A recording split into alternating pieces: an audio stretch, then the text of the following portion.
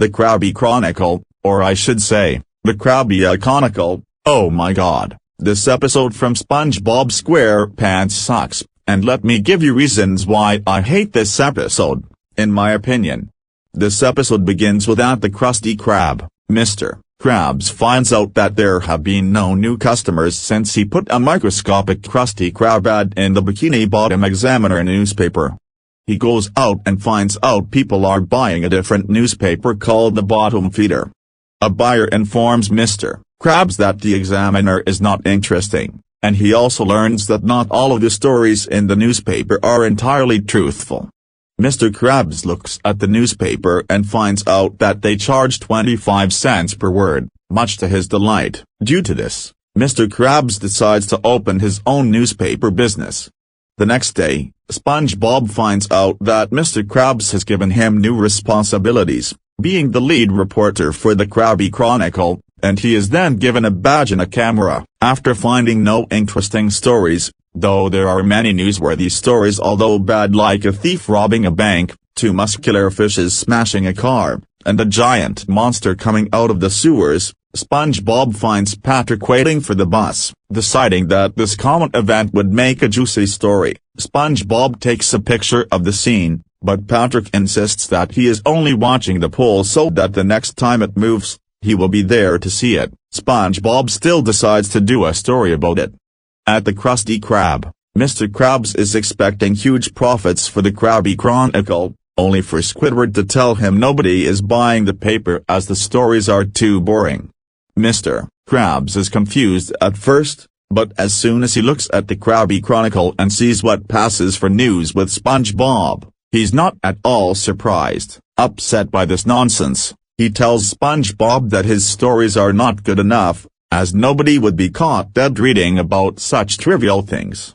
He then turns the story of Patrick watching a pole into Patrick marrying a pole. SpongeBob says that it's lying.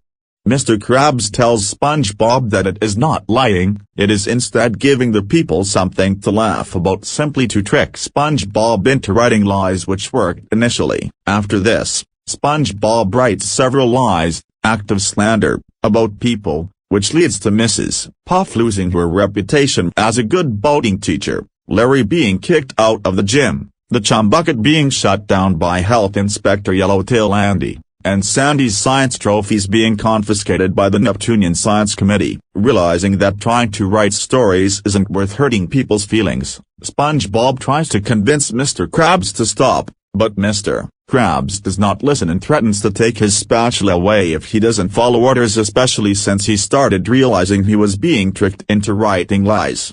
That night, Mr. Krabs tells him to give him the wildest story ever, and he spends the entire night fabricating one which happens to be a true story. The next day, Mr. Krabs is shocked to discover an angry mob, led by Martha, in his restaurant. It turns out SpongeBob wrote a story about Mr. Krabs overworking him and revealing that he's the mastermind behind all the lies he forced him to write about, ruining people's lives in response, including Sandy, Plankton, Mrs. Puff, and Larry, as the Krabby Chronicle becomes exposed.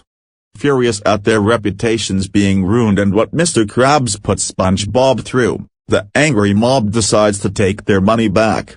Mr. Krabs breaks down crying in the kitchen, missing his money so much that he is not even upset with SpongeBob for exposing his deceit. Krabs pulls $1 out of his pocket, wondering how he will make more. He suddenly gets the idea to use the printer to print money, act of counterfeiting. He tells SpongeBob to get some scissors so he can start using his imagination with the printer. The episode ends with Patrick arriving with the pole, having married it for real after seeing the news, and orders a Krabby Patty for both of them as SpongeBob and Mr. Krabs stare at him and the pole in surprise, making it another true story. So screw the Krabby Chronicle, screw Bossy Boots. Rock Bottom is so many times better than the Krabby Chronicle. End of rant.